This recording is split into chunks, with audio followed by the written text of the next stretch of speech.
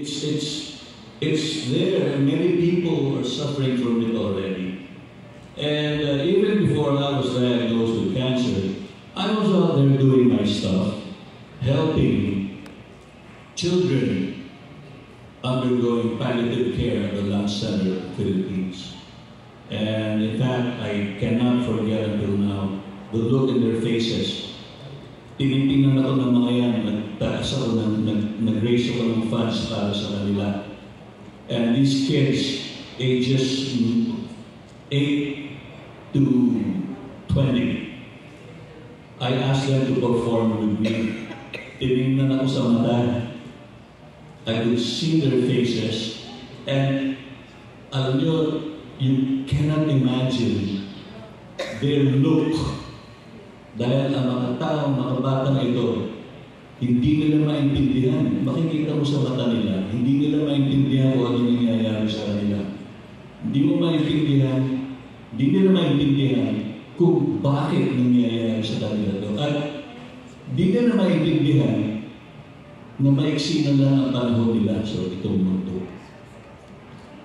And so we went on. Niyakap ako ng mga yun. Ang higpit niyakap sa akin. Wala akong cancer noon. So we raised the funds. So tuwan-tuwa naman si medical director at naka-raise kami ng funds. Pero after the pandemic, dinalaw ko sila. Dahil hindi naman ako yung one-time hit and run na ako ng ganyan. Dinalaw ko sila ron sa Lung Center ulit. At doon ko nakita, doon ko nalaman, dalawang bata pumanaw na. Yung isa ron, yung pinakamahigpit na yakap sa akin. Soon after that, in September, I myself, dahil ako, every year nag-annual check-up ako.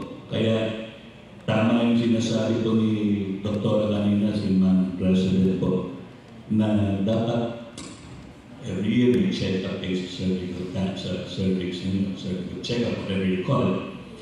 But, ayun nga ako, past 50, I made it my point to have annual executive check-ups. And this last executive check-up that I had, it turned out I had blood in the urine, and so they referred me to a urologist, who in turn referred me to a hematologist, and that's where the whole thing started. I underwent a lot of tests, the last one being the PET CT scan. After that, ang diagnosis then suspicion was multiple myeloma. From multiple myeloma, ang diagnosis ay lymphoplasmacytic lymphoma. I was asked what treatment I would prefer, because at that time, tinanong ko sa doktor, ano ba ang treatment dito? Automatic ba ito na IV chemotherapy ba agad ito? Because my own daughter also is a survivor of breast cancer, and I cared for her, so I know personally ano ang side effects itong mga IV treatments nito. I know that. So, the suffering also. So, sabi ko, pwede ba ito? Oral muna tayo. Tapos you determine the number of months that will show if I progressed or not.